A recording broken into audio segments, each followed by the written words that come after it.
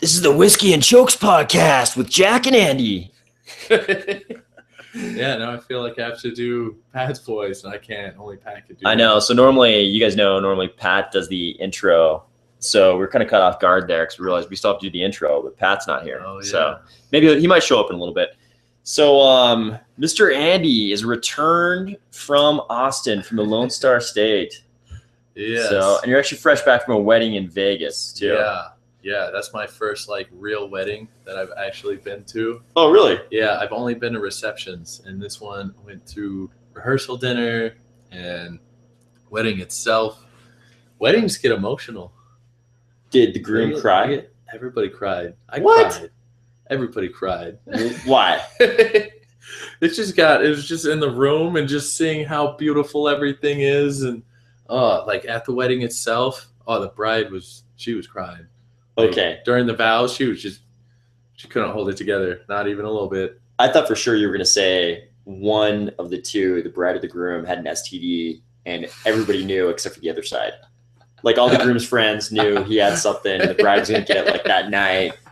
But you guys were crying. You were happy. Yeah. This is a beautiful event. I don't think the groom cried. It was close. He was close. Good for him, man. And I didn't no tears rolled down my face, but I got all watery eyed. So probably nobody noticed on you. Yeah. Oh, that's good. I don't know how the groomsmen and the bridesmaids, that they didn't care. They were just bawling. Like every one of them tissues.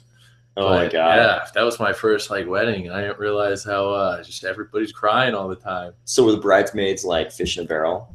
Were they super vulnerable? No, they all had boyfriends who were also at the wedding. So useless. Their tears were useless. Right? There were no single hot women there. Oh my God.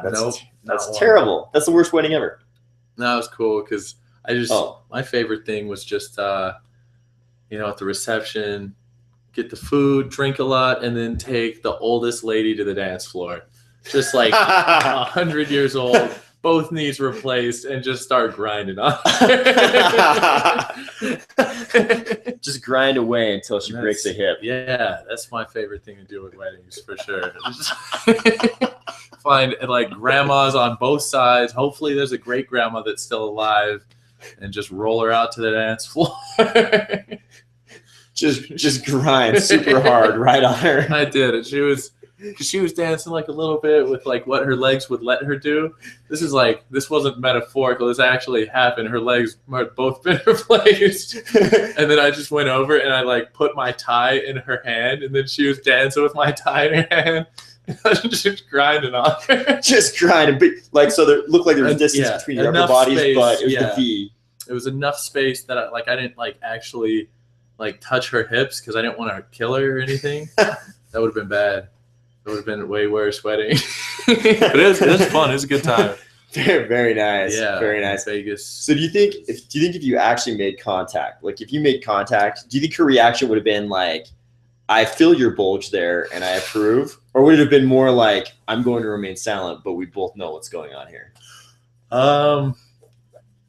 She would have been happy about it. I don't think she would have mentioned anything, but her smile probably would have grown twice the size. Nice. Yeah. The more excited you got, the more her smile would grow.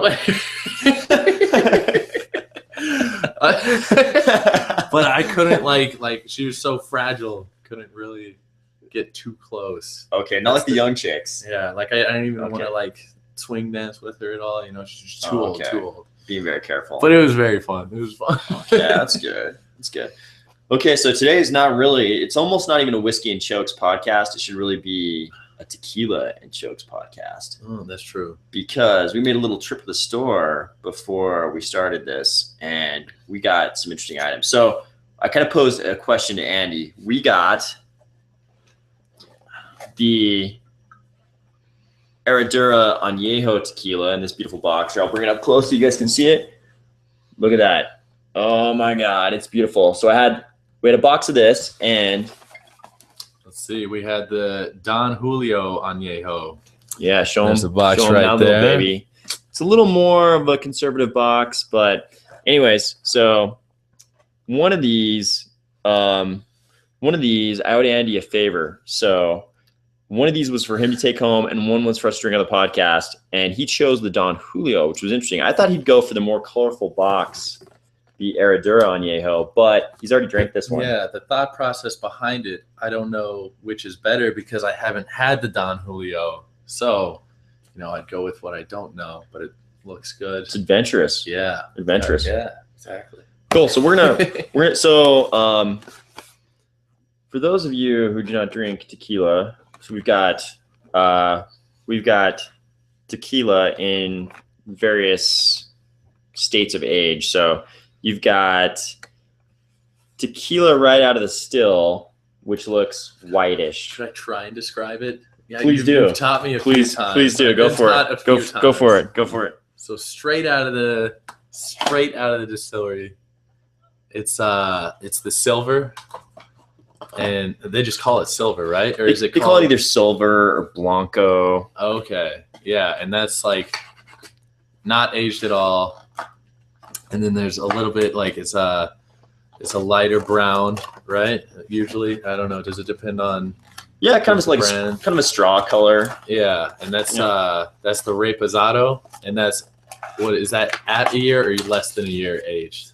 Yeah, it's like I can't remember what the exact Mexican law. So reposado it's a classification under Mexican law, and it's like has to be aged at least 3 months or 6 months or 9 months or something. Okay. But it's like less than 1 year or 18 months or something like that. And then everything over a year is the añejo.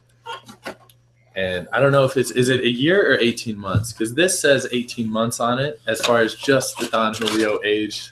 Okay, so the Don Julio is actually aged 18 months. We don't know what I was going to look it up before. We knew at one point. We've obviously forgotten. But yeah, there's a certain age at which you can classify as añejo tequila. Both of these are añejos. The interesting thing here is those silver and blanco tequilas. Like I was in the liquor store today, and this super lazy looking chick in front of me bought the Patron Silver. It's so wild to me. It costs the same amount as the Añejo, but it's straight out of the goddamn still. It's not aged at all, so it should be cheaper. Yeah. Ever since I learned that, I've been noticing like sometimes there isn't a price difference. And I'm like, why would anybody go for that? Some people that I don't know if they don't know about it or they genuinely like the silver better, but they just swear by silver tequila. I think it's purely because, like, okay, this chick in front of me, I think it's because they're really vodka drinkers and they're trying to buy something that's going to taste more like vodka to them. Maybe, yeah. Or that they can mix in drinks like they would vodka. Like, I looked at this chick and I'm looking at her and she's like a young chick and she has this super short hairstyle. I think chicks have some name for this hairstyle. I forget what the hell it is, but super short like a dude. So I'm like, whenever I see that, I'm always like, oh, that's so interesting. She's way too young to have that hairstyle. I wonder if she's just like really lazy. And then I looked at the way she dressed and she had on like the Danish style clog things. And I was like, this bitch doesn't even tie her shoes. She can't even take the time to tie her shoes. And then I looked at the coat she's wearing and she had on this it's really cold here in Utah now. Today's like the first day of winter, super cold.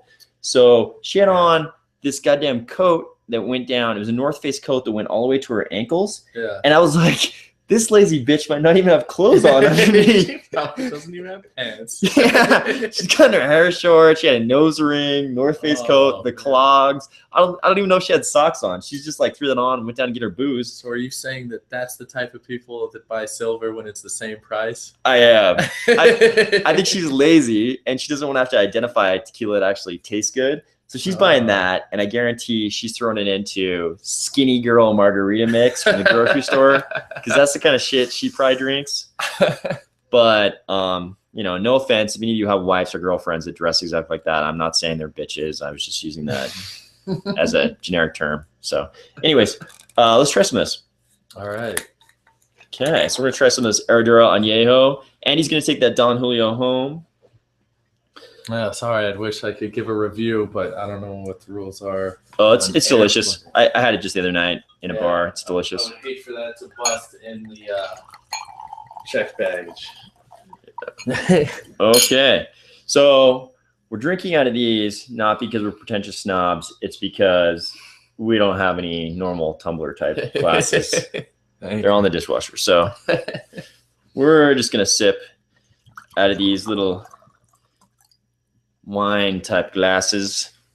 I realized that Austin, Texas just runs on alcohol. Like the whole city is just like, if you were to infuse alcohol into Salt Lake, it would be a lot more like Austin. But Cheers to that, man. Cheers. So, okay, so I'm super curious about this. I've always heard like Austin is a huge party town. There's girls everywhere wearing the little Daisy Dukes and cowboy boots, and I've heard it's an awesome party town. But what's your experience so far? You've been there how many months? I've been there a month and a half. So I haven't even been gone 2 months yet, really. Okay, like 45 days. Yeah. It's perfect. So you're still close enough to your move down there that you can identify all the stuff that's really distinctive about it. Yeah, I go out probably 4 or 5 days out of the week. How big a difference from when you were in Utah is that? Like I went out once a week here because like the thing with Salt Lake City is you could see the entire nightlife. You could experience the entire nightlife in one weekend. Yeah, I feel for sure. Like the downtown anyway. There's other smaller things outside, but not a whole lot. Yeah, I mean you got a handful of bars, like a dozen bars basically. Yeah, max. Yeah, you could hit them all in 2 nights. Yeah, and in Austin, it's like I've been out. I haven't really been to the same place twice, and I've gone out 5 times a week, and I haven't even seen half of it yet. And it's just there's always something different. It's there's different areas that have different, like there's West 6. Like 6th Street is the big downtown street. West 6 is a lot better for like conversation. It's a little more upscale. People dress up a little more there. And then there's East 6th. And they call that Dirty 6 because that's where you go just get hammered and dance. You just get hammered and dance. Where do you get laid more? Over there? If you were trying to get laid. I would say, no, yeah, we could talk about it. Like, I don't have a girlfriend. Just trying to keep it strategic. Trying to keep it strategic around here. The most luck I've had is at East 6th, but that's probably because I've gone there the most. Okay, East 6th. East 6th. Dirty 6th. Dirty 6th. Yeah. Ooh, and dude, I like that. There's another place that's a little more south. It's called Rainy Street. And what they did with Rainy Street, the entire neighborhood used to be, it was just a regular neighborhood. And they took all of the houses and converted them into bars. And it's on this like little peninsula. And they converted everything into bars. So it's just like you're going to everything feels like a house party kind of. But that's how Rainy Street is. Sorry, just had a test. Zoned out a little. I'm sorry. Yeah, sorry. So this is the problem with I'm in real estate. The problem with real estate, Andy's been in real estate. The problem with real estate is you're basically never not working. Yeah. It's like always working. Text comes in, got to look at it. So anyway, yeah. Rainy Street, dude. See, if I moved to Austin, I'd probably go there first because Rainy Street is my favorite so far. Because I would just immediately think like that's where the chicks are. Like it's a good mix of dancing and conversation. Because like I do, like if I'm hammered, I'll do all right dancing, but like I always prefer conversation first. Oh yeah, dancing. But oh yeah, dude, I'm like even more extreme on that one. Like I fuck everything up if I start dancing. And then there's 4th Street, which is all the gay bars. Okay. My roommate, he's gay. So like when we go out, like midnight, he wants to go there. Yeah. Right? Like he'll never say he does, but by the end of the night, he'll be like, "We're going to 4th Street." No, Andy, I'm perfectly comfortable at your hetero bars, right? At your breeder bars. Yeah. And like I don't know. I gotta like. Sometimes he's a good wingman. Sometimes he's not. And when he's not, he's just like he's kind of introverted. So it's just. Kind of sit there and I'm like, oh, come on, Thad, like help me out with these women. And he's like, nah, let's just go to the gay bar. His name's Thad? Thaddeus Price. Dude, shouldn't he be running around in Lacoste polos playing tennis with girls named Buffy? Named Thad? I mean, is he the only gay guy in the world named Thad? I've never met any Thad ever. So it's like Thaddeus Price. That's a cool name. That's a pretty cool name. That is a very distinctive name. But like I like the biggest demographic in my phone right now is gay guys from Austin, because like I just keep talking to everybody and networking, and like it was kind of funny. He introduced me to one of the bartenders at like places called V, and it's like where Like it's the biggest dance floor and everything, and it's a gay bar. And like I've been there probably once every week because we go out so much, and then we end up at the gay bars, and we always end up at V. He introduced me to the bartender there, and like the bartender was straight, and like we were just hanging out and all that. Yeah. Halloween rolls around, and the bartender is giving me free drinks. Like we end up at the gay bars on Halloween, of course. Oh yeah. Bartender's like, this one's on the house, this one's on the house, and now like Thad is jealous because he didn't give him any free drinks. He introduced us. Is it because you're the only straight dude in the bar and the bartender's straight? No, I don't think so. I think like we went there on a slow night and we just he's chatted for a while. He's just hooking you up. Yeah, he because you wasn't came like on the us slow straighties night. have to stick together. No, it was like that. Don't let all the gays know, Andrew. Right, this one's between you and me, the Jeremy special. just us hetero breeders over here. No, yeah, that's not it at all. But I just found out that like my grandparents are like both racist and homophobic because Thad is black. Okay. And so when he moved in, my grandma was just freaked out. And then it was like it was kind of like a competition between grandparents on my dad's side and my mom's side to see who's less racist and less Who homophobic. could be the biggest racist homophobe? Yeah. So I was talking to my grandpa on the other side.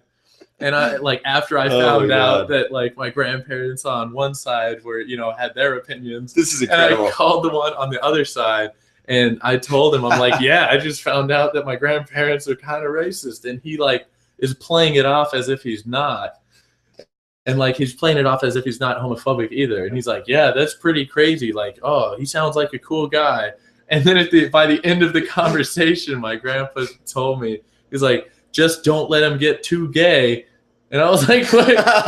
What is that supposed to mean? Lock the door when you go into the bathroom. Yeah, he's like, I'm a lot more progressive. I totally accept that. And then the last thing he said is like, don't let him get too gay. like, what are you talking about? Lock your bedroom door at night and don't let him around any white women. Yeah, right. He actually called my mom and told her, he's like, did you hear about his situation? And she's like, yeah. It's a situation, dude. As if you have cancer. Yeah, it's like you have cancer or something. But it's just so old people are hilarious. Dude, it's crazy. It's weird because no matter how much they like, because I think like old people, I think they like to be called seniors now, right? They don't want to be called senior citizens. Like I see like just seniors. Like there's lawyers advertising they do senior law because they know that's what like old people like to be called, like geriatrics like called. But anyways, I know these senior citizen cats are watching TV and shit. They're watching NBC and Fox and all that kind of stuff. And so they're exposed to like this sort of the new ethos, that appropriately is like, don't be a homophobe, don't be a racist, And so I know they realize they're not supposed to be racist, they're not supposed to be homophobe. But it's just ingrained so deeply in Yeah, they could like put on the mask for a second and be like, I am progressive. I'm not a racist or a homophobe. I'm not like those other seniors. Yeah, but then like 45 seconds later, they're just straight racist. Yeah. Oh, I guess that's what happens.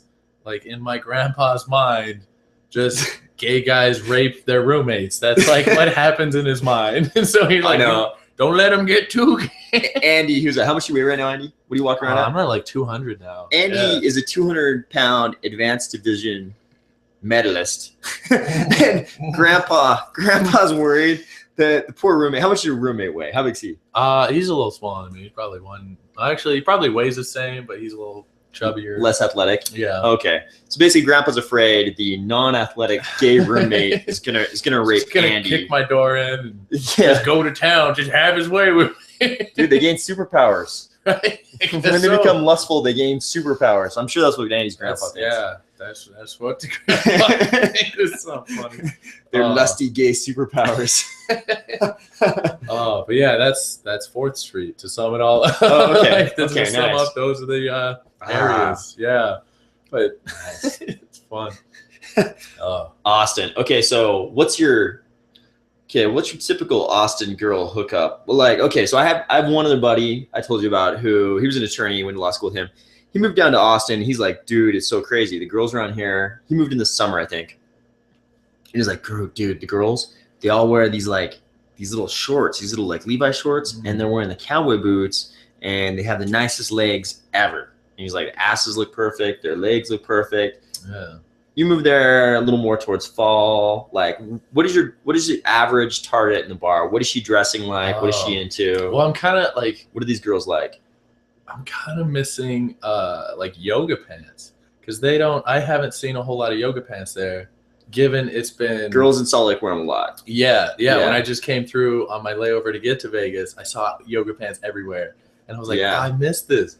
I missed the yoga pants. Yeah, because I haven't seen them yet, but it just started getting cold in Austin. Like the day it was like 5 days ago, that's when it was 38 degrees. That's when it was winter. 2 days before that, it was 80 degrees. It was sunny. So, like, we haven't really seen a whole lot of fall clothing yet. Okay. So they're still dressing up in their Daisy Dukes. They're still, So they actually do wear the Daisy Dukes in Austin. Yeah. A lot of the ones that I've been hitting on, though, like the first week, I was like, all of these women are crazy attractive. Like, and I go, and I go, I'm talking to a few, and I probably talked to like 3 or 4, like 9s, like solid 9s, Daisy Dukes, blonde hair, southern drawl. Oh, I love that accent too. That anywhere down there, Alabama, Texas, Georgia, like Carolina. I love it.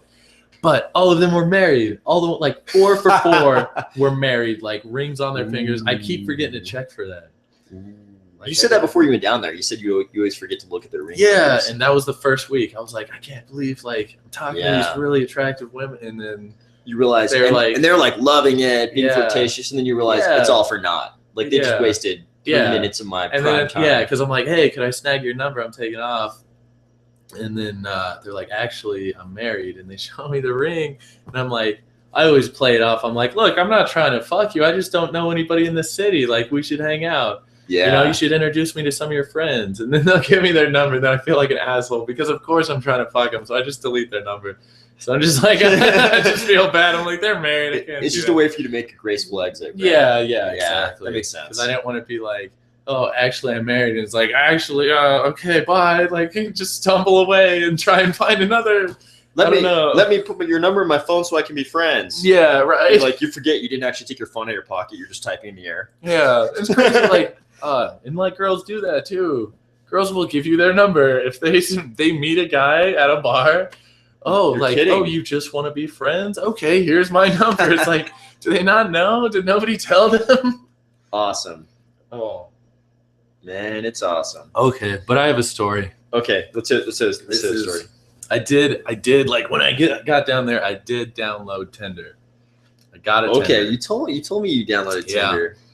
And at first, I just swiped everybody right because I didn't know anybody in the city. I'm like, I don't even care if they're ugly. Maybe they'll have hot friends or like they'll be cool to talk to. Or you're like, I'm gonna cast a wide net. Yeah, like I wish, like when I first got there, it was just a friends thing. I was like, I wish they had Tinder for just drinking buddies. Like just swipe everybody right and you go out and drink with people. But I'll bet it worked excellently to make some contacts.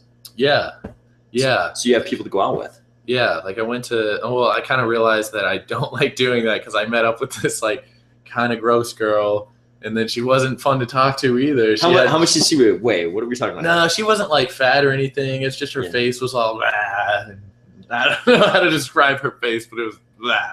It was not good. Like a Dracula? She looked like a vampire? Like blah. More like blah. The moon, like craters. Like there are a lot of craters. Like no amount of makeup could fill those craters. That explains everything perfectly. And I was like, all right, she's ugly, but like she wants to hang out and like maybe she'll know a lot about the city and everything. And go meet up with her. Just had a terrible time. Just like I think every guy who's done a significant amount of internet dating has had this exact same experience at some point. Because you're like, oh, this girl's so nice. I'm not a dick. Even though she doesn't look good, I'm gonna go meet up with her. And then you meet up with her and you realize this is not gonna help me get laid in any way, shape, or form. Yeah, and it wasn't even that. It's like she had nothing to contribute. Like I was. Also, she wasn't. Questions. In addition, she wasn't actually cool. Yeah. It's not like she just was ugly and cool. It's like she was just not good looking, not fun to talk to. Like I was asking her questions, like how long you been here, where you from, all these things. One word answers every time. I hate the one-word answer girls. So it's like, oh, where are you from? Oh, I was born in Brazil and now I live here. It's like, okay, you want to elaborate? I don't know. What are you passionate about? And she's like, oh, I like, shopping. It's like, what the hell? Like, you got to give it, like, this is a conversation. Like, give me something to work with here. Yeah. Oh, you like shopping? I don't know. It's hard to. It's always kind of hard to operate off that too, because I've definitely like dated some girls, and it's like they started out that way, and it was just because they were nervous because they were really excited about the date. And they didn't want to screw it up. They didn't want to fuck up with their answers. But the way that presents is indistinguishable from the girl who doesn't like you for some reason, and is just trying to end the date quicker. So as the guy, don't do that. If you're a girl, don't do that. Don't be afraid of saying the wrong shit, because we'd much rather you say the wrong shit than give us one-word answers. Yeah. Because we can't tell if it's because you hate us or if it's because you're just being shy. Yeah. So just say the wrong shit. Just elaborate. Say the first thing that comes to mind and just keep talking. Yeah. I feel like that she's just holding all of her thoughts back and just will pick one out and be like, I'm going to say that. And it's like, just fucking say all of it. Being reserved does not help the date by either party. Yeah. If either party is reserved, they're not helping the date. If you dig yourself a hole, you can just build a ladder. You build a ladder and work your way out. We want to see your thought processes. Yeah. We want to see how you work your way out of problems. So do that. That wasn't the story. That was just like something that happened. This was one of the Tinder dates I went on. It was like I was actually just relaxing for the night. I wasn't trying to like be like, hey, come over, watch a movie. She was like, what are you doing tonight? And I'm like, hey, I'm actually watching Netflix. If you want to come over. I wasn't trying to be like, hey, come watch a movie so I can sleep with you. It's just what I wanted to do that night. And then she texted me and she was like, whoa, you're a total stranger. Why would I come over there? And I could kind of see, girls get scared of that. Did you run the axe murderer game on her? Yes. Oh, nice. Awesome. Okay. Keep going. Sorry. I did. Yeah. And then, so wait, describe what you said though. So they don't know. They don't know what we're talking about. So that like the thing to do when a girl is telling you like you're being like, if you get the vibes that she's scared of like getting murdered or raped, just play it to the fullest extent you can. Just exaggerate like everything. She's like, I don't even know you. You're a total stranger. I can't come over to your house. And I was like, well, good, because I was going to cut you up into little pieces and put you down the disposal.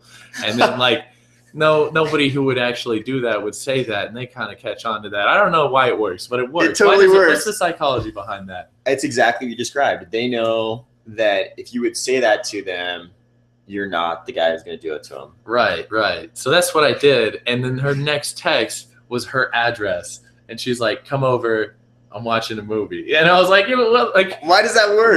But it was weird because like if I was a murderer, like if I was a serial killer, I would much rather have her address than her come over to my place. Way better to kill her at her place. Yeah. Like her thought process was a little screwy there. Yeah. But so I go over to her place and I ran a little more game that I've learned. I go over to her place. She has 2 cats and a dog. Okay. I ignore her the entire first hour that we're hanging out. And I'm just playing with her cats and dogs and just loving it. Maybe an hour is an exaggeration. 15 to 20 minutes. Okay. I'm just like she has a cool dog. It's German Shepherd, Australian Shepherd mix. Cool dog. Yeah. I'm just like, throwing the ball for him, like petting him, kind of talking to her on the side. Win the dog's trust. Okay. The dog has, the dog likes you, then she likes you. Yeah. So I end up sleeping with her that night. I wake up in the morning. Okay. How was it? Good? Bad? Mediocre? It was fantastic. Whoa, okay. I find she's crazy. Like I found that out now, but I dig it. What did this girl look like? She's redhead, and she's like, her face is like, it's not that good. It's like a 6, but her body's like, she's got a great ass. Okay. And like, are we talking daywalker or ginger? She's I think she dyes it red. Okay, so but like daywalker. She could play it off as a redhead.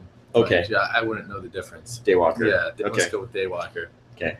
But I'm trying to think, where was I in the story? Okay, so you banged her. I mean, you romantically and passionately made sweet love to her all night long. Banging is such an aggressive term for such a thing.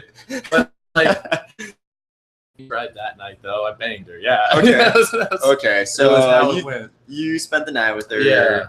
If Dean Lister was here, he'd be like, so then I woke up in the morning, and the podcast host would be like, but wait, did you have sex with her? And he'd be like, I had a pleasant evening. Have you ever heard him try to describe these scenarios?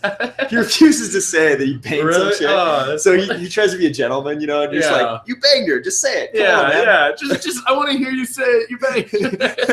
But yeah. But okay, I did. So you woke up the next morning. Woke up in the morning. Okay. And we start hooking up in the morning. Okay. Which is great. Like I love that. It's awesome. Yeah. And like we're making out. It's a good sign because it's always that break point. Like the chick, you never know if the chick's gonna freak out and be like, "Oh, I feel like such a slut." Now I'm gonna be all. Because we were a little tipsy. I brought some wine over and all that.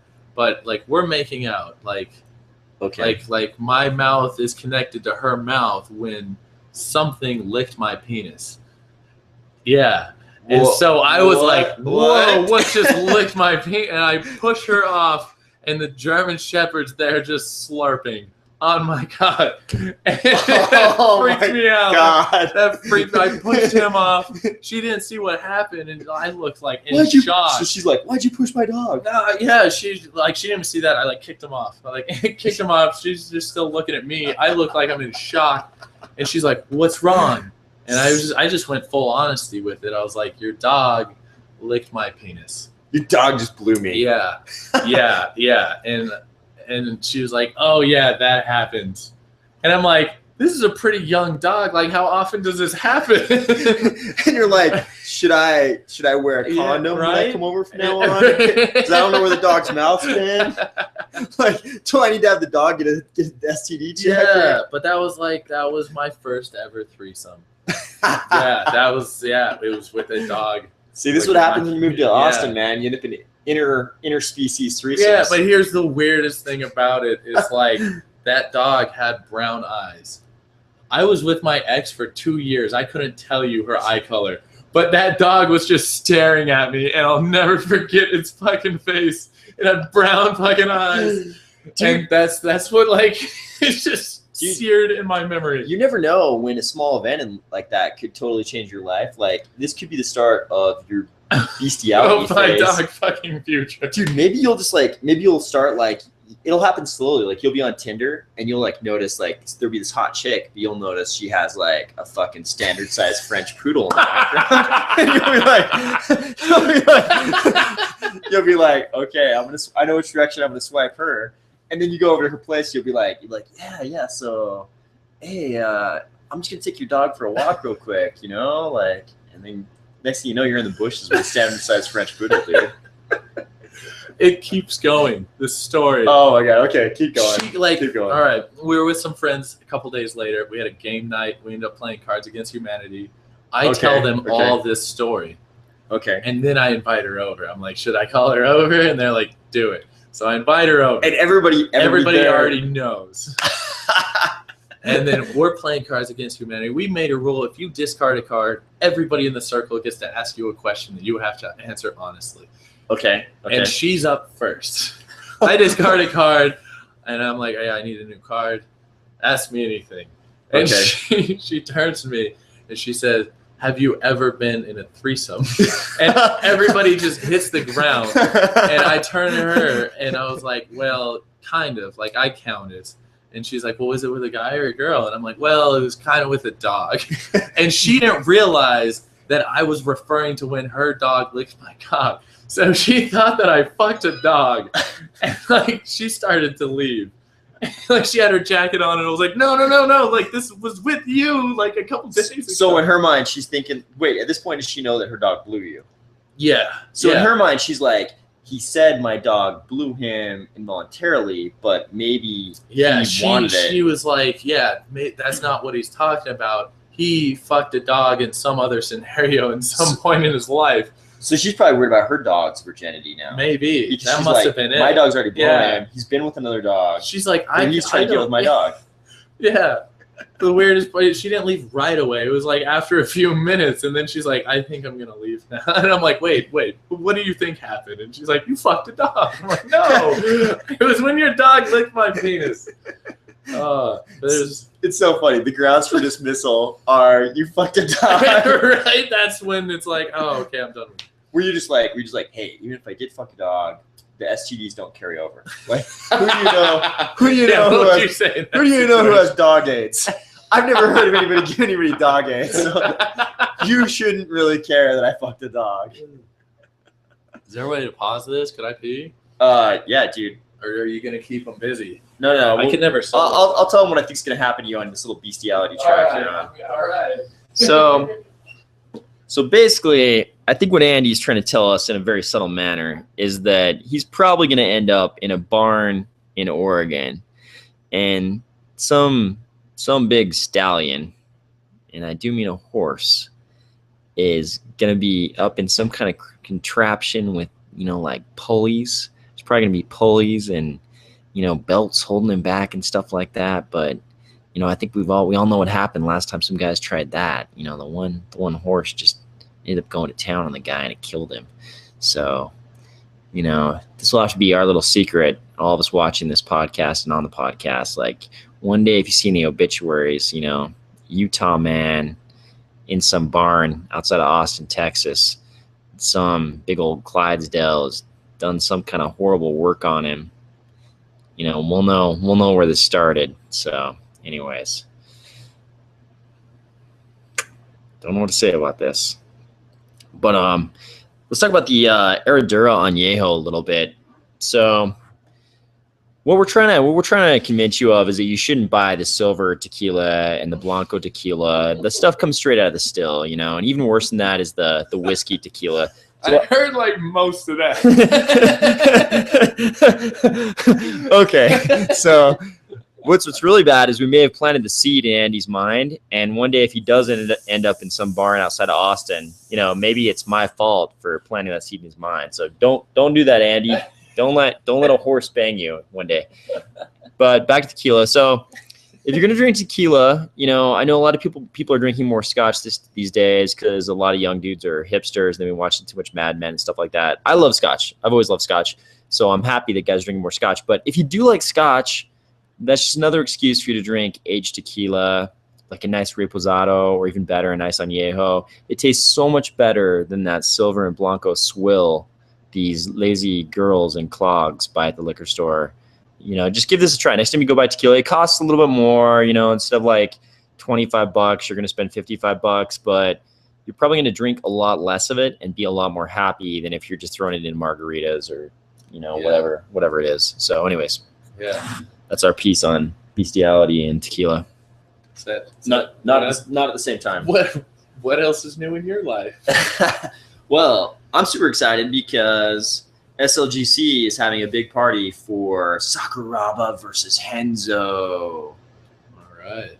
I'm super stoked for this, man. I think anybody who grew up watching MMA in the early part of the last decade and through the mid part of that decade, they had to have a great amount of respect for Sakuraba. He was always fighting out of his weight class. The dude fought Vanderlei. He was fighting Crow Cop. He fought Vitor Belfort. He fought Quentin Rampage Jackson. He fought everybody. Jeez, yeah. And he kicked kicked ass a lot of the time. Towards the end of his career, he took a lot of damage, But yeah. Now he's going to have a submission grappling match with Renzo Gracie, whose arm he broke in their MMA fight. Ooh. So I love this because Sakuraba is a catch guy, and at least in North America, the grappling scene is dominated by certain styles of grappling. And, I think a lot of what's going on is like, now 99% of guys belong to a certain style of grappling. So not a lot of credit's being given to other styles of grappling. And there are terrible styles of grappling. Like there are some types of grappling that are just straight out ineffective, I think, Yeah. But I think there are some others that are good. Like, I don't really, I got to be honest. Okay.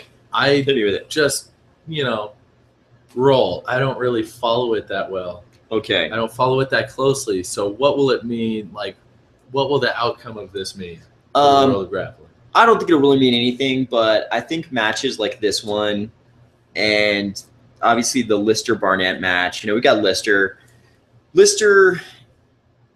Dean Lister, obviously a Brazilian Jiu-Jitsu black belt, but he kind of stopped training in the gi, you know, somewhere along the way, you know, like kind of right before, right contemporaneously with winning the ADCC absolute title in 2003. That was ADCC Brazil, the first one outside of Abu Dhabi, I believe. It was in Sao Paulo. Lister won. He didn't win his weight class, but he came back in the absolute, won the absolute. And he was like, you know, Lister was basically like, yeah, I'm a no-gi guy. I'm like training no-gi. And is that the first like heavy thing like that? Yeah. Tilt the. Yeah, that was, man, I started in like 01, 02. I started training, and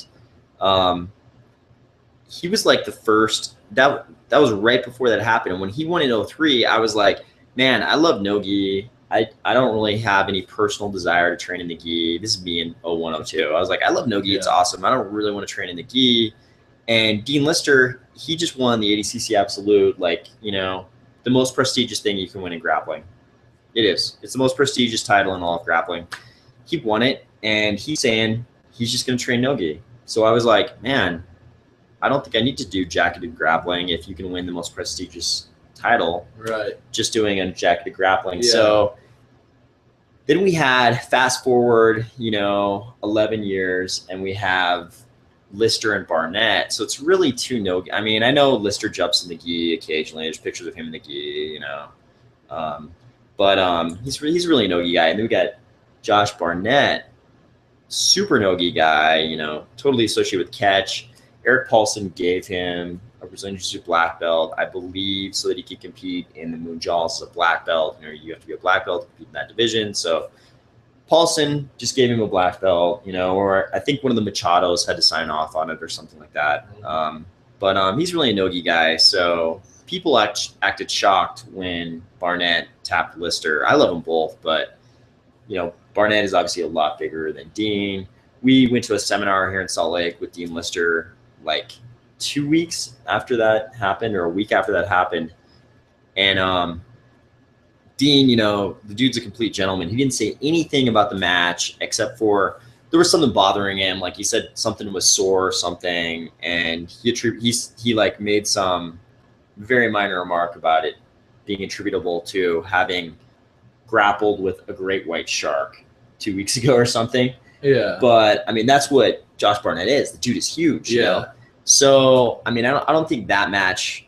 I don't think like necessarily Barnett tapping Lister really meant anything because Lister's a no-gi guy anyways. Okay. But he didn't like try and discount it in any way. Like. Yeah. Oh no. That's cool. Lister's a total gentleman. Like he would never say he was not implying at all anything about why anybody won that match. Right. He just, it was just an off the cuff remark about having grappled a great white shark. But Barnett is a huge dude, you know, and it was basically a match between two no-gi guys. So I don't think it really proved anything, but it did prove that, you know, you can be a catch wrestler and be at a very high level. Because I think anybody who says that Dean Lister is not at the highest level of grappling is crazy. If you watched ADCC Beijing, Dean Lister damn near won that match with Buchecha.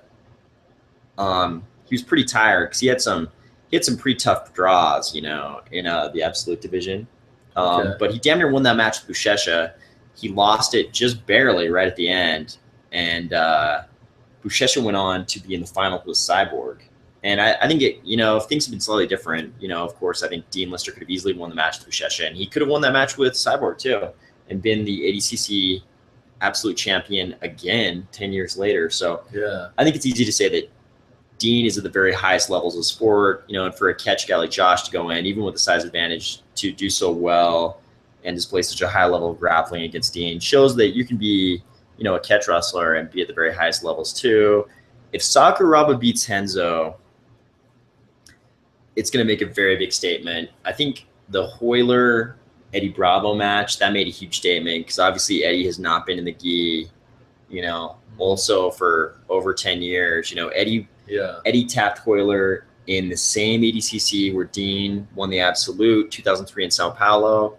And everybody knows that launched Eddie's, you know, notoriety or fame, whatever you want to call it. Obviously, notoriety has a little bit of a negative context to it. If you're notorious, it's kind of a negative thing. If you're famous, it's a good thing.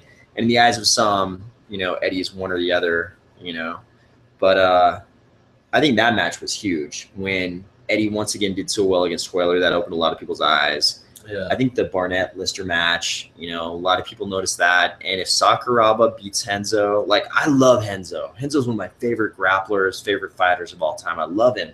Yeah. And I would never want to see either of those two guys lose. But if Sakuraba beats Henzo, that's going to be another one. A lot of people are going to take note. Okay. So that's a big deal. I've become aware of the battle between people who are very pro-gi and very pro-no-gi, and it seems to be an ongoing battle. Yeah. And like, my thoughts on it are, like, I've never done gi. I really don't care to do gi. And it's kind of for my own reasons. It's just a lot of laundry.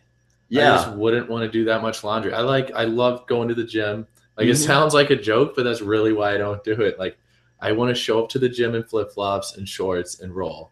Like, I don't want to have to deal with lugging around all that extra shit. Yeah. Like, you know, there's people that are like, well, it's more realistic in this scenario than this scenario if you were in a street fight or something like that. And there's all these arguments. I just think, like, why would you put on more things to do the same thing? Why would you worry about more gear? Like, that's why I like rugby over football. Yeah, it's almost right. It's almost like, want to show up and play. Yeah, it's almost like Occam's razor. It's almost like an Occam's razor type proposition. You know, the simplest explanation is usually the right one, and I kind of feel like with grappling, like the simplest solution is the right one. It's like show up and grapple, as opposed to show up and wear a feudal Japanese outfit it's and probably bow easier to pictures and use Japanese slang expressions and, you know, bow to each other. Right. I would bet that it's easier for newer people to come into the sport too when it's just as simple as, hey, just wear some shorts and a shirt and just show up. We'll teach you some stuff. Yeah. Instead of going and turning up and being like, okay, I don't have, what gear do I need? Where do I sign to get all the gear? And like, how much is it and all that? Yeah. Just show up. Gyms sure make a lot more money when they can sell you a gi. That's for sure. Oh yeah. Yeah. And it's a lot easier. It's a lot easier for the instructor to handle more athletic guys, if more athletic beginners when the gi's around, you know, because like no instructor wants a 19-year-old state champion wrestler to come in and dominate him for 5 minutes. Yeah. You know what I mean? Because even if the instructor pulls out some triangle or an armbar at the 4:45 mark, his students are still looking at him like, okay, you got the triangle, but that dude kind of dominated you for like 4 minutes and 45 seconds. You know what I mean? So I think a lot of that plays into why, you know, a lot of instructors love the gi. You know, there was a thread on the Underground recently, and it was basically like some guy was like, hey, tell me everything I need to know about starting a gym. I'm going to start my own gym. And one of the responses, might have been multiple responses, but at least one of them was like, make sure you make as many of the classes as possible in the gi, because then your students will get injured less and there will be less, you know, to maximize, I hadn't really thought of that. you know, payments per month and stuff like that. And I was like, I think a lot of those things, you know, play into it. Yeah. You know, yeah, I never really thought of that. I'm kind of like you though. I'm like, man, let's employ, you know, something similar to Occam's razor here and just make it as simple and pure as possible. I think that is actually, and like, I'm sure there'll be plenty of opinions on this, but I think that's what's killing high school wrestling is the singlet. The singlet? The singlet is murdering high school wrestling. There are tons of athletic people from my school that wanted to wrestle, and when they heard that they had to wear that garbage, nope. We probably would have had twice the size of team if you could just show up in like shorts and a shirt, like shorts and, you know, whatever, Under Armour, you know. Yeah. If you could just show up in T-shirt and board shorts or T-shirt and like basketball shorts. Yeah, I bet wrestling nationwide like would double registration, everything. Like every high school would have twice the team.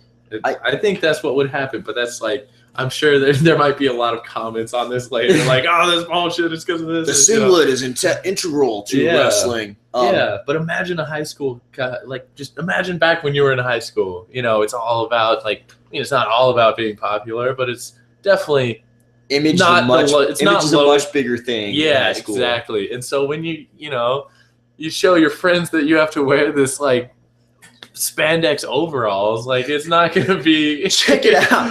It's like a tank top attached to a pair of booty shorts. Yeah. And the main thing isn't my dong. It's very present. Right.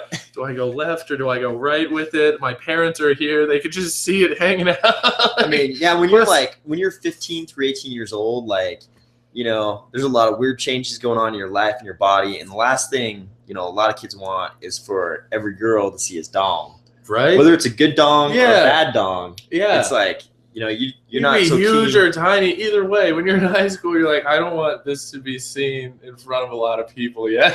Yeah, you're like, I don't know. You know. I'm not too comfortable with my dong being on display. Yeah.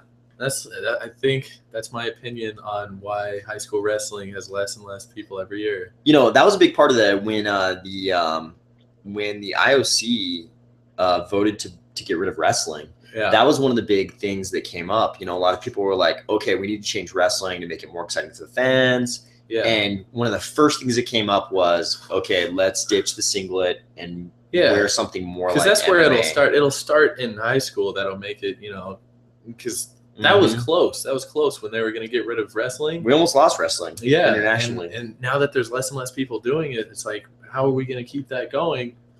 I say just let them wear shorts and a shirt. Yeah, or do like MMA, like shorts and no shirt, whatever. Yeah, whatever. Preference. Yeah. Why do you need this thing that comes with suspenders over your shoulders? Nobody could pull it off. There isn't a human on this planet. I don't care if you're the best wrestler in the entire world. You're not pulling off that singlet. It doesn't look cool. It's not. Yeah, it doesn't look cool. You look like a 1920s Hollywood caveman. Yeah, but there are positives. Like later on, once you're more comfortable with your cock hanging out, like in spandex overalls, it's a great Halloween costume. Yeah, you don't have to shell out $40 every Halloween for a costume. You just have your high school wrestling singlet. Yeah, I mean, I'd be more than happy if that was the norm and it was socially acceptable in grappling. I would be perfectly happy to have 7 singlets in my closet, and every time I go to grappling, throw on my singlet. You know what I mean? Like, it wouldn't make any difference to me. It just make laundry easier. Because then I just drop all my singlets in the washer, and that's it. But that's not the way it is. Yeah, that's not the way it is at all. I think they're gonna. I think I wouldn't be surprised if those things start to change. You know, at least internationally. I mean, the Olympics are kind of going in the direction of like beach volleyball and snowboarding and skateboarding. Like, what do we call those? Impact sports, or what they call those? Action sports or something. Yeah. So not so much the volleyball, but you know, that kind of stuff, like X Games style shit. Like, right. So I wouldn't be surprised if they decide to attach the identity of wrestling more to like MMA, like an Impact. Yeah. That kind of shit. So okay, I can see that. We'll see. Yeah. I mean, the IOC FILA has beach wrestling now.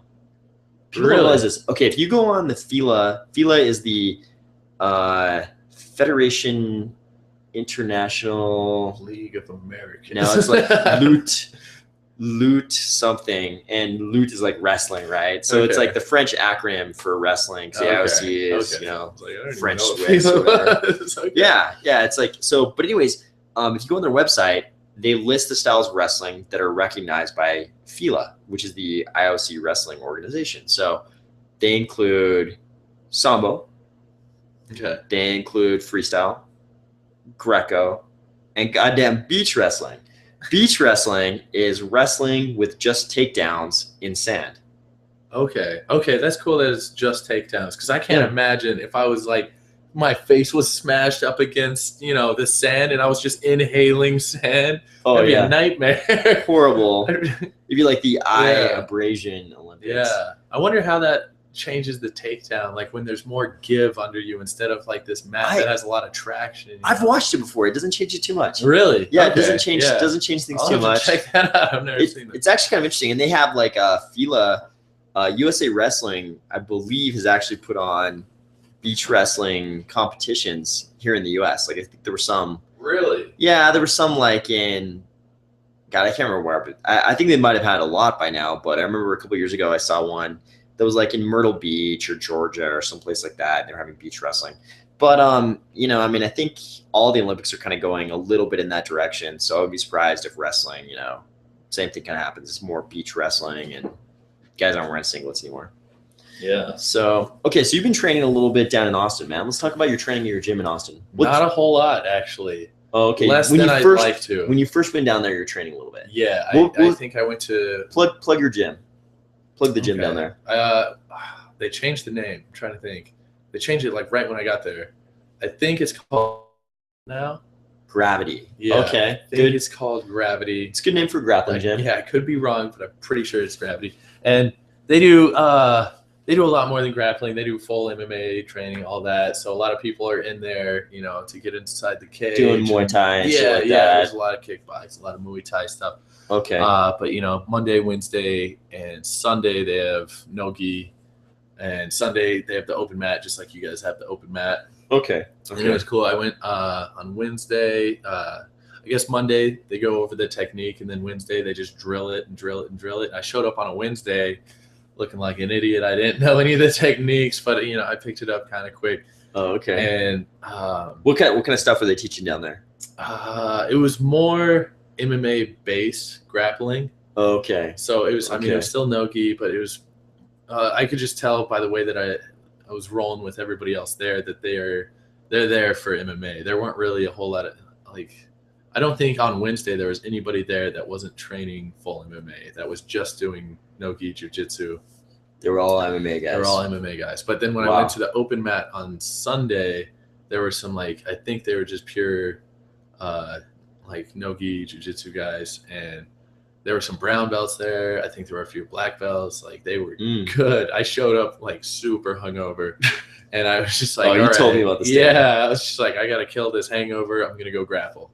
Yeah, I showed up because Wednesday I did pretty good against everybody. I was like, you know, I felt like I could hold my own, and like felt like pretty good energy there and everything. And I showed up Sunday expecting the same outcome, being like, you know, kind of back and forth with everybody. I just got destroyed. Like those guys there at the open mats, every single one of them just took their turn with me, and I was just like hung over and sweating. Like I have never sweat that much because it's humid in Austin. It was still in the summer, and I was just got run over. It was bad, dude. Man, I wonder how much that had to do with you being hungover, because it definitely feels very different. I'm curious about that too, because like I got to show up. It's so hard to not drink on a Saturday night in Austin. It's just so hard. So, but like I'll do it one of these days and not drink on it, because they have it. Yours is at like 4, right? Yeah. The one here is at 11 a.m. So it's like you don't get time to recover from the night before. You just show up and go. But the coach there, he's way cool. That's good. Jason Carr, I think is his name, and I don't know. I haven't rolled with him or anything. I think he's injured right now, but he's just a really cool guy to talk to, and he's super passionate about it. And he's been like, you can tell he's a good instructor. I think there's 2 other guys down there. I haven't met them yet, but yeah. Okay. Yeah, it's a cool gym. I like it, but I need to get in there more. I don't want to pay $100 a month either, because you're only paying for those 2 days out of the week, because they don't like open mats free. Anyway. Okay. So it's just like you're only paying for Monday, Wednesday, and it's $100 a month. So maybe. So did you say Tuesday, Thursday is MMA? Like Tuesday, Thursday is kickboxing and stuff like that. And I can't do that because of my concussions. Yeah. So I can't really do full MMA. I would like to, but that's kind of what Pat and I ran into when we were coming up. It's like the only gyms that had full time, that were 100% no-gi like we wanted. The only ones that had no-gi, you know, like at the right times and everything, like half the time they were doing striking because they were really MMA gyms. Right. So that's when we started our joint, man. We were like, let's make a place like we wanted to have when we were coming up. Let's make it 100% no-gi, 0 striking, no striking allowed there. Yeah. And just do no-gi grappling all the time. Yeah. That's cool, because I haven't found a place. I've looked everywhere online. I haven't found a place in Austin that has just no-gi more than like 2 or 3 times a week for under $120 a month. Like it's just like, I don't know, it's just not worth it to me. You kind of got ruined because we only charge $40 a month. Yeah, right. So I'm spoiled. You guys spoiled me. Yeah. So the Oh my 100, like God. it's probably not that bad compared to all the others, but it's still like I'd like to train, 4 or 5 times a week. And if I'm paying them $100, I can't spend more money somewhere else to train on the Tuesday, Thursday here. Then I'll be paying $200 a month just to train. Yeah. I hear that. That makes sense, man. Yeah, that makes sense. I'm just gonna try and hit their open mats every do that every Sunday, and then at least you can actually the brown belts there. They like the brown and black belts that I was rolling with. They were like super helpful too. really. But like to the point where it was bothering me because I was hungover. So he was teaching me something and just like cranking my neck, and I was like, dude, I don't want to learn this right now. I just want to roll and like go home. And like we stayed after for a while, and I didn't want to, but he was like, "Yeah, I'll show you this too." And like he was just stay after a little bit, bro. I'll show you. He was a really nice guy, and I feel bad like saying all this, but he was super nice, and like he just wanted to help, and he was really knowledgeable about it all. Oh yeah. But I was just like, oh my God, like please, like I don't want to get choked anymore. I want to go home. Like it's after 1, open mat's done. I want to like. That's always awesome when some guy's like, hey, bro, let me show you that submission. Let me show you how that submission works. And then they just do the exact same painful submission on you. Yeah, they just did. And then they're like, yeah, now you try it, and you mess something up, and then they show it on you again. And it's just like, come on, man. It's like this little game where they figure out how to do the submission on you 5 times. Yeah, right. And it's like, yeah, that's exactly what happened. They're like, in their mind, they're like, I bet I could choke this guy out 5 times just by teaching it. And he's going to let me. Yeah, and he won't stop. It's like that joke about the guy pissing on the bar, What's that joke? I haven't heard. It's like a terrible old joke. Like just an old. Yeah, it's like an old joke. So the guy's in the bar, you're in the bar, and you go to the bartender, and you tell the bartender like, "Hey, I'm like an expert marksman with my cock. I can piss more accurately than any guy you've ever seen."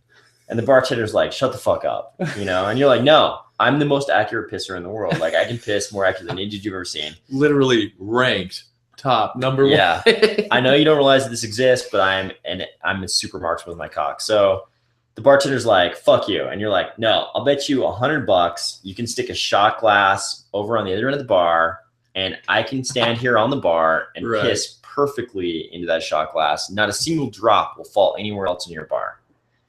And he's like, $100. And you're like, $100. And if a single drop falls anywhere on your bar, except for in the shot glass, I will hand you $100 right now. So the bartender's like, fuck you, get up on the bar. So he puts the shot glass down. Then you turn around and you just piss all over the bar. You piss everywhere, right? Yeah. Hand the bartender $100. And he's like, dude, you just lost $100. Why are you so happy? And you're like, I just bet that guy over there in the corner $200. I can piss all over your bar. And not only would you not be mad about it, you'd be happy. That's kind of like the game. I think that joke originally came from the movie Desperado, the Robert Rodriguez movie Desperado. Okay. I think Quentin Tarantino tells Cheech Marin that joke. Okay, if I'm remembering right. Okay, but, I like that one. Yeah, that's pretty good. It's kind of like the guy who's like, "Yeah, bro, let me show you how that submission works," and he does it to you like 10 more times. Yeah, I mean, no, you're doing it wrong. You got to do it this way. And you just crank your neck. You're like, "Come on, man!" It's like you bet somebody in the corner, like, "Watch this. I can Japanese necktie this guy 12 times really hard, and he won't be mad. He'll let me do it, and he'll thank me afterwards." Yeah, he'll shake my hand, and he'll even bow. He never bows, but he'll bow. Oh, you know what? I've seen a really interesting trend online. I've seen a lot more people talking about the Asian mimicry that goes I tried to look into the camera and be like, Asian mimicry. Like, you all know what I'm talking about. This shameful thing.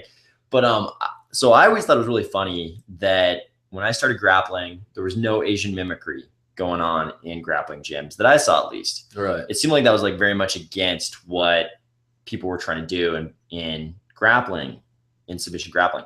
And then over the last 10 years, slowly, I'm seeing more and more of this kind of like bowing, and people are saying os now. We've talked about this before on this podcast, but okay. So I thought I was like, it's so weird. Nobody else is talking about how weird this is. But then lately on the forums, I've noticed more and more people are like, this Asian mimicry is out of hand. Like, you guys are doing all this faux Asian stuff, but the way you're doing it is like very different than any Asian person would ever do it. Like, what the hell's going on? Yeah. So I hope that trend continues and they kind of like shame the Asian mimicry out of grappling. You know what I mean? That'd be good. I loved how when SLGC started, everybody was pretty new. The first tournament, like in Grappler's Quest, great turnout, right? Like a ton of people came. Yeah, we took a bunch of people down there. Yeah. But like, and you don't teach this at SLGC. We've never even talked about like bowing or anything. Yeah. And it was like 8 out of 10 people that went up there after their match bowed. Because their opponents bowed to them, right? Yeah, not even that. It was just like, it was something that like they thought was like that. They thought that's what you do in jiu-jitsu. Because they'd been watching like, highlights. Yeah, and like we'd never, you guys had never told them not to, and they'd never been to a tournament, and so it's just like that's what they thought in their heads to do. Okay, I watched Karate Kid one time when I was a little kid, and you definitely bow at the end of the kumite. Yeah. So like, whether it was before or after, they would just always like shake their hand and then like bow, and it was just like, wait, who taught him to do this? I can't even remember this. I'll bet you what happened was whoever had their first match, their opponent probably bowed to them. Maybe. So then the SLGC guy bowed back because he didn't know what to do. Right. And then everybody saw him and it was like, oh, we're supposed to bow. So they all started bowing.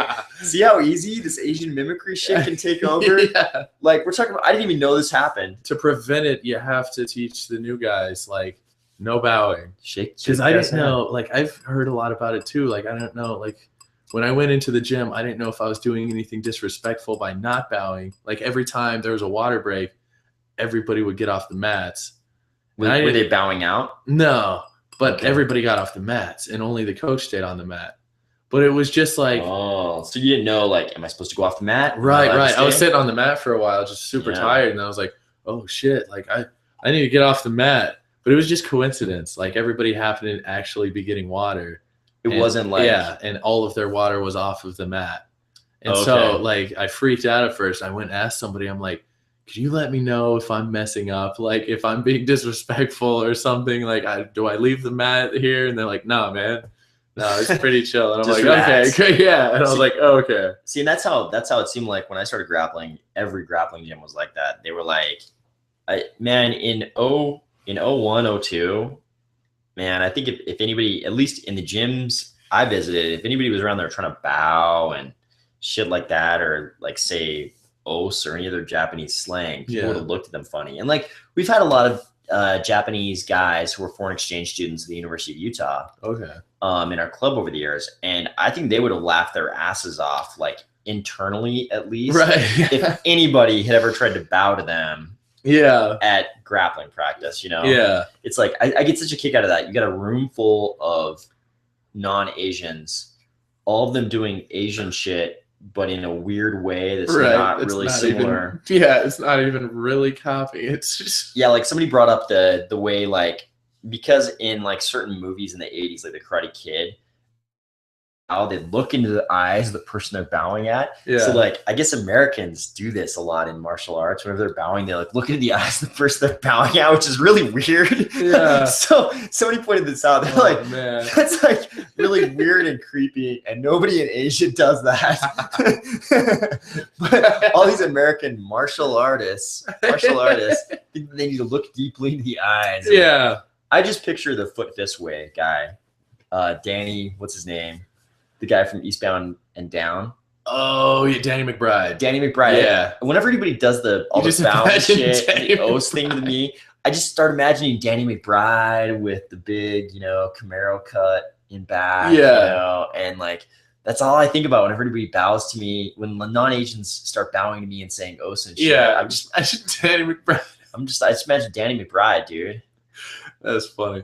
Okay, I have a question. Okay. MMA related. This happened a few weeks ago, maybe a month ago. Okay. Jason Mayhem Miller. Ooh. What happened? Dude, I only saw the headlines to this. What's the play-by-play? How did this entire story play out? Okay, I can't even remember. So I followed this pretty closely when it went down because I thought it was so funny that Mayhem ended up barricaded in his house. And I forget the way it worked out. Like, he was dating some chick, or he knew some chick, and she Yeah. had a son, and he was trying to help the son, and I can't remember how everything went down. Anyways, cops get called to Yeah. Mayhem's house. Mayhem barricades himself inside the house. Right. So then Mayhem starts tweeting, "Hey, this is so funny. I'm barricaded in my house. LAPD is outside," or maybe it might have been Orange County I Sheriff. saw some of the tweets. Yeah. And it's like, please don't let them kill me. Like, I'm just barricading. Like, Yeah. yeah. The best part though is he starts tweeting. So then news crews, and he's like tweeting at people like, send the news so they don't kill me. So the news crews show up, and the news crews are filming. No way. So the this- tweets actually like went pretty quick. Yeah. And like right away, the news crews were there. Yeah, and the news crews are filming the SWAT team, like Yeah. making plans to storm his house.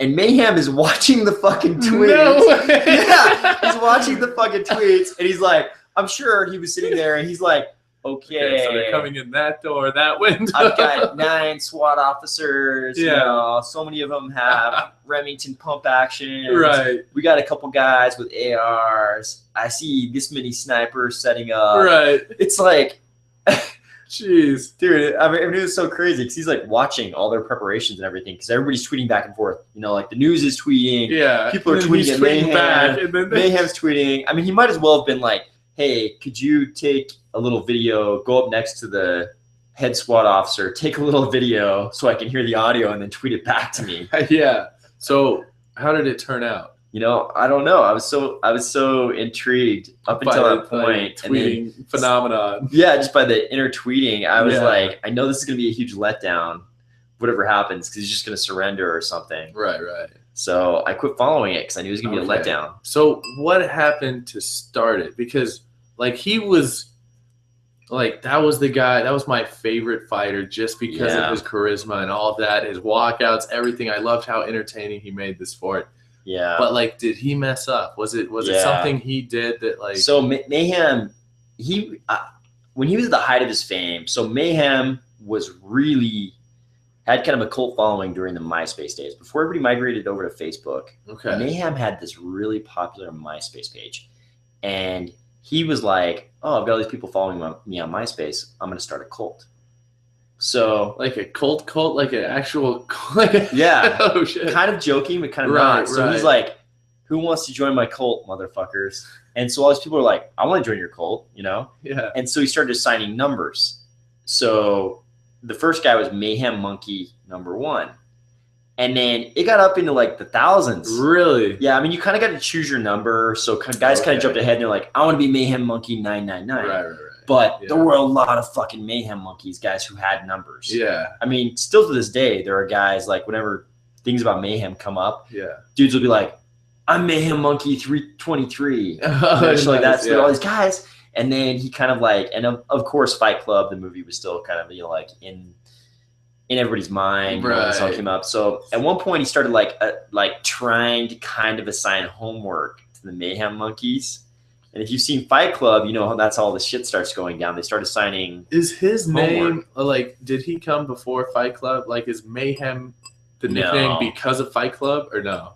I would not be at all surprised if we watched Fight Club, saw And the then- Project Mayhem scene, and then was decided- like, I'm Mayhem.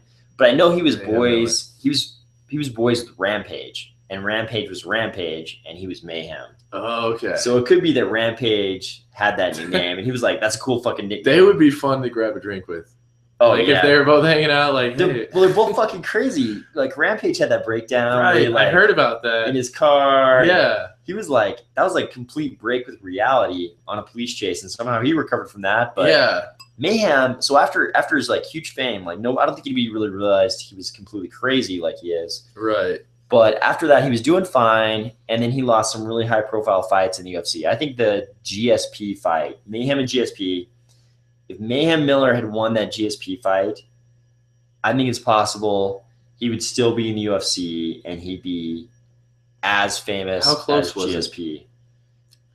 You know, it's been so long since I've seen the fight. Okay. I think if a couple things had gone Mayhem's way, maybe he could have won. Yeah. You know? How about I thought like the Bisbing one was where I was like, all right, he's done. He's like he's gonna sink into some crazy something or other. Because like I watched that, I was like, oh, that was like one of my favorite guys, and now he's just getting his ass beat. He's No. just hands up and doesn't care. Sucks. Yeah. I think after he lost to GSP, you know, things started going downhill, and like he started getting these like domestic disputes. Like I think he had like he might have even had like a small rap sheet coming up in Georgia, because originally he was from like Georgia, I think. Okay. And I think he may have had like a few things on his rap sheet before he kind of made it big in MMA.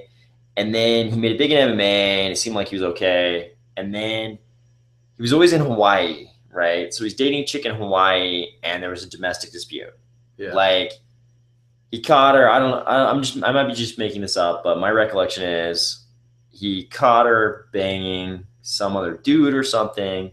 So he knocked down her door, and he figured out she was banging some dude at her house or his house or something. So he went to the house and like knocked down the door and tried to go in there and confront him or something. Yeah. Somebody called the cops, and that was like the first thing that really made the news. And I was like, oh, that's so weird. Yeah. Then I believe he got caught naked like a year passed or something, and there was another domestic with the same chick. Okay. And then he got caught naked in the church in Orange County. Just hanging out naked, like during church, or just in the church hanging out naked on like a Thursday? I want to say it was like on a Thursday. And he's like in the church naked, and he caught a trespassing charge for that one. And that's when I was like, oh, shit has gone really wrong. Yeah, you're like, why would he do that?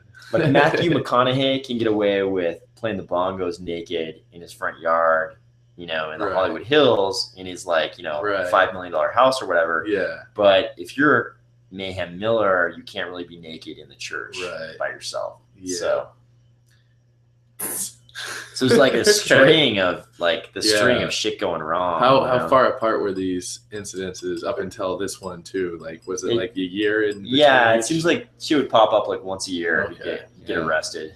Okay. Different shit. Which is really sad because he was a phenomenal grappler. That dude was a phenomenal grappler, man. Yeah. Yeah, I liked watching all of his. I watched all of his highlights and everything.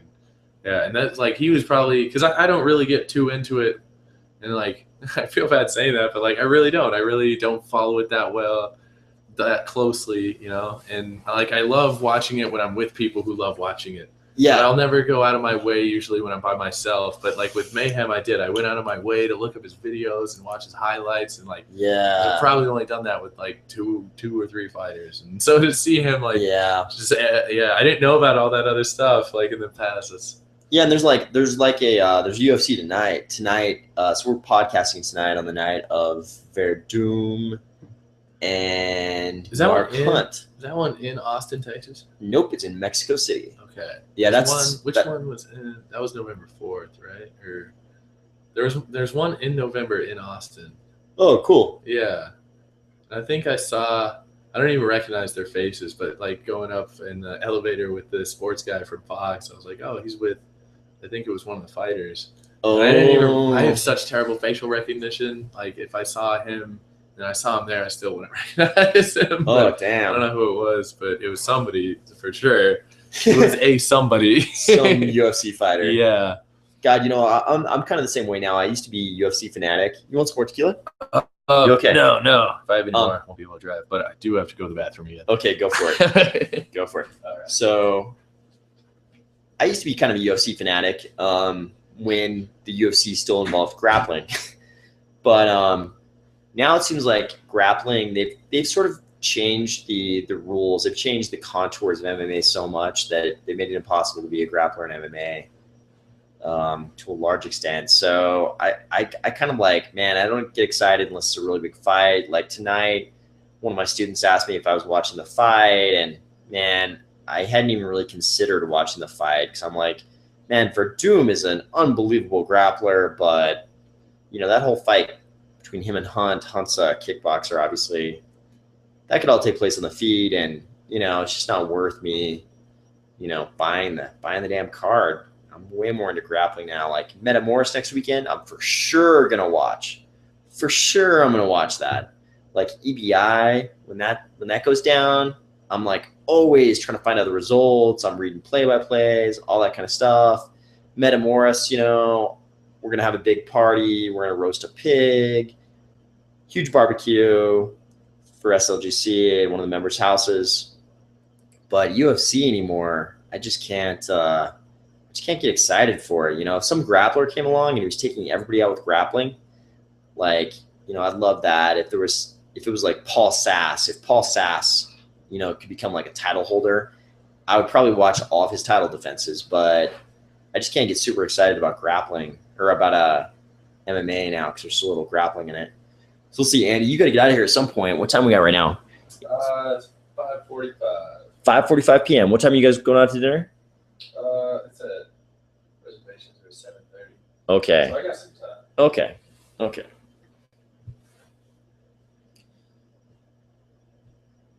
So what else? Anything else we need to talk about on this podcast?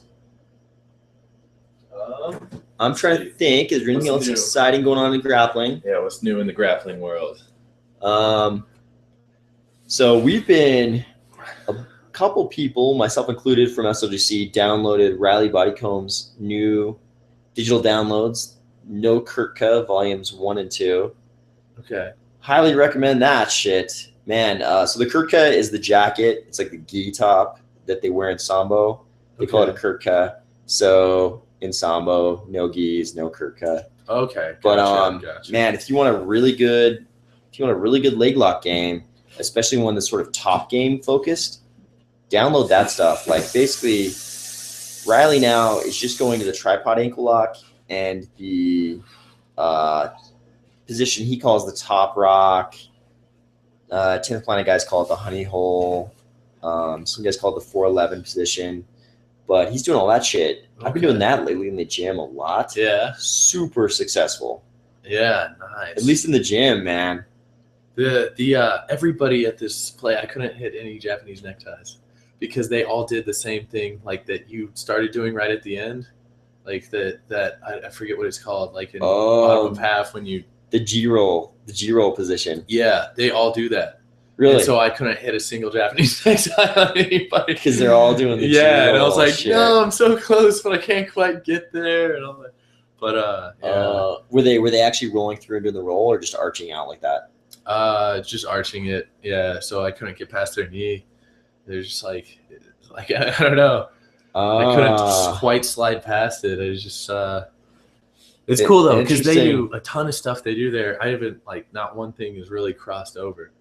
Really? So it's like all new stuff to me. It's all stuff that I've never seen before. That's awesome. So it's really cool to like their takedowns and stuff. Everything's different and it's neat and it's cool to just learn more and more. I love it. It's cool. That's what's fun about training at a different gym. Yeah, because I've always been with you guys, and I go to this other gym. I'm like, whoa, I've never seen that. I've never seen that either. I've never seen that. Like it's cool.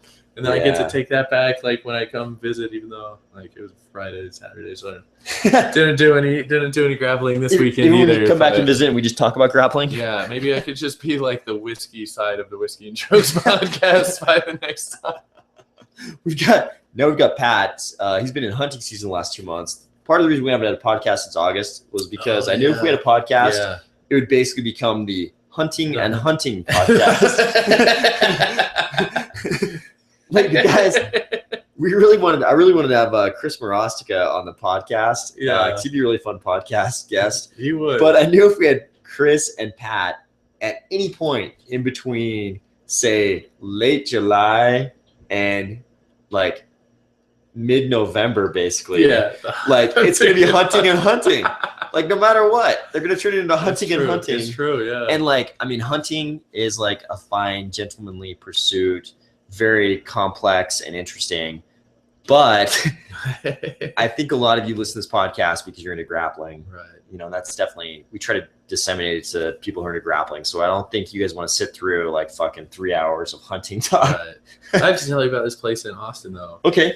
There are happy hours everywhere has happy hours all the time, which is like totally different from Utah. It's illegal here to have an happy hour. This is going to seem like a ridiculous crime to you guys, but in Utah, it's illegal to have a happy hour.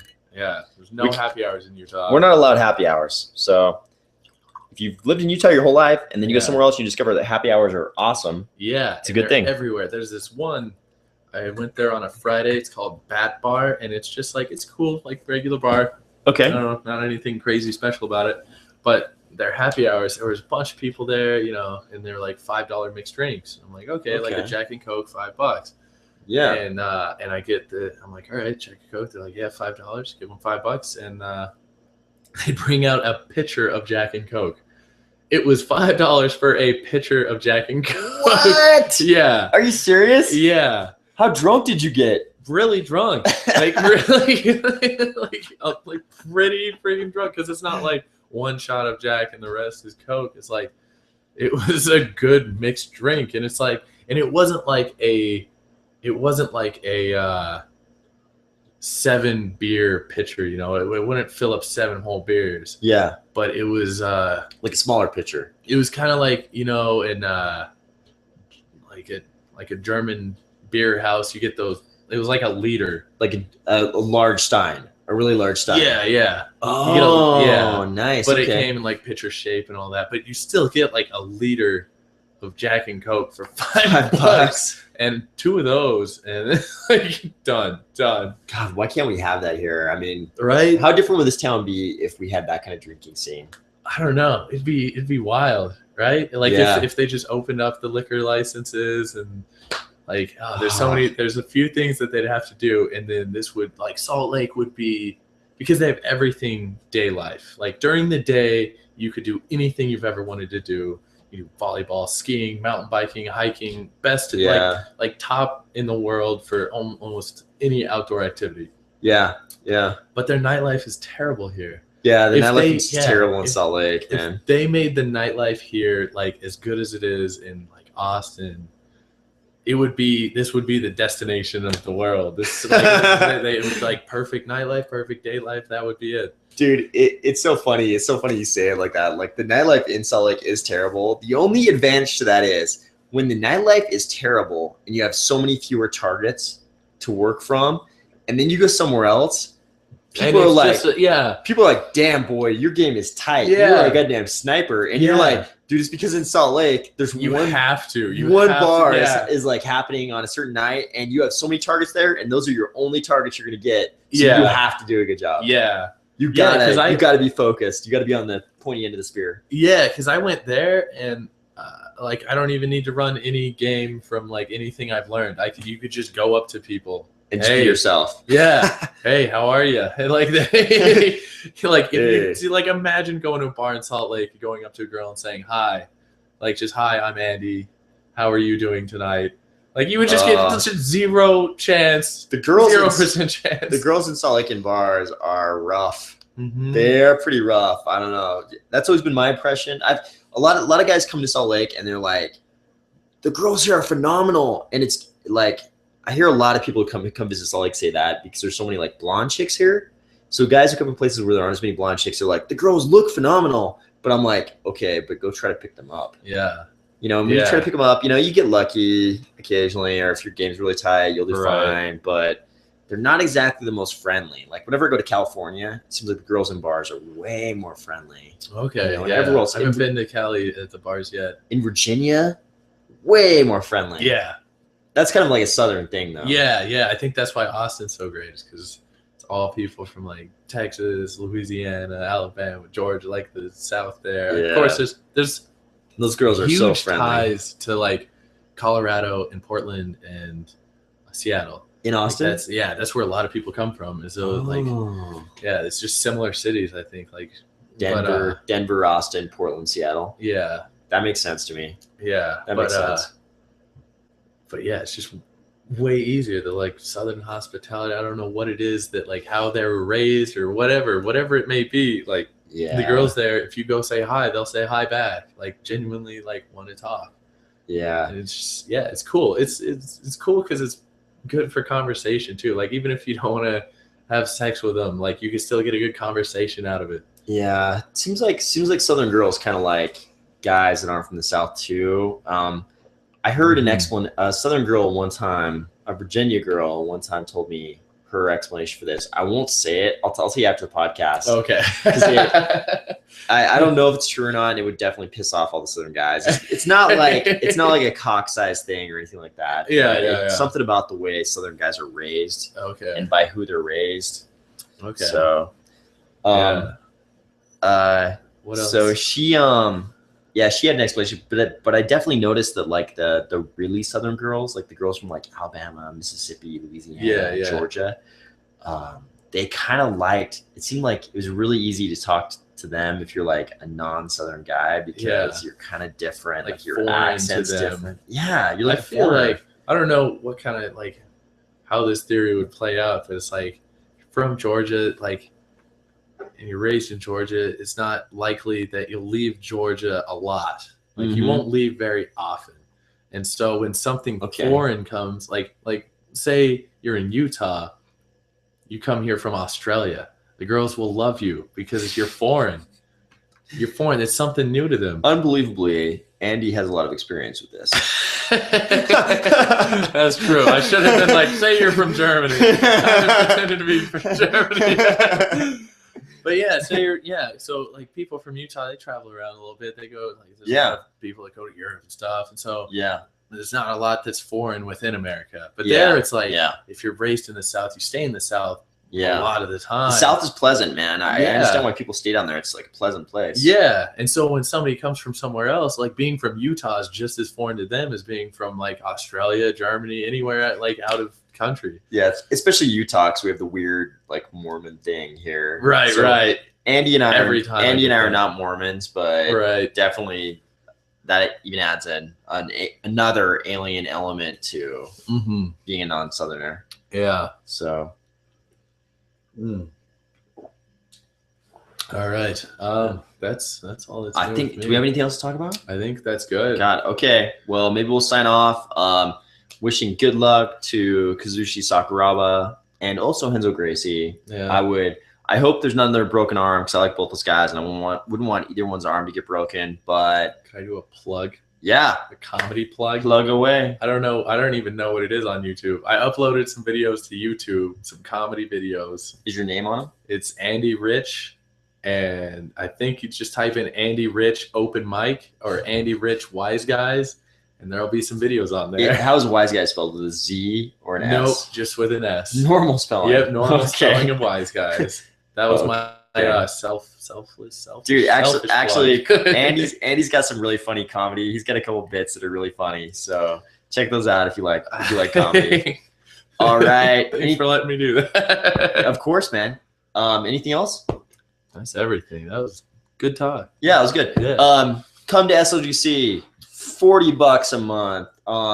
If you want to buy a really cool industrial looking loft, hit me up. I've got a bunch of industrial lofts downtown in the Pierpont Lofts. Oh yeah, we're trying to sell those babies. So hit me up. But if you want to train some grappling, come by SLGC. We have a free open mat. Oh, I should address this.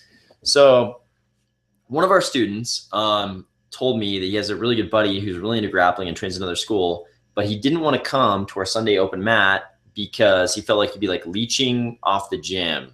That was the term he used, leeching off the gym, leeching off us for coming to the open mat and not paying. But we want everybody to know that's like a true open mat, and we actually want people to come, even people who are never going to be students of our gym. Like, we want you to come on Sundays. So don't be afraid to come to our open mat. It's totally free. We don't expect that you're going to, it's not like a marketing tool to get people to become members and pay us. Like, we actually want that to be a true open mat where everybody feels like they can come, and it's not a money, the Sunday open mat is not a money-making thing for us. It's really an open mat. We just want to roll with everybody. So come to our open mat. Don't be afraid. All right. And SOGC is only $40 a month anyways. Cheapest I've seen anywhere in the country. Yeah, we train Monday. Yeah, it's like a legit commercial gym, but it's only $40. We train Monday through Thursdays, 6 p.m. And then lately we've been doing these bonus classes that aren't guaranteed, but we've been doing a bonus class at 11:30 on Tuesdays. And then we almost always have a second class on Thursday nights at 8 p.m. So come on by.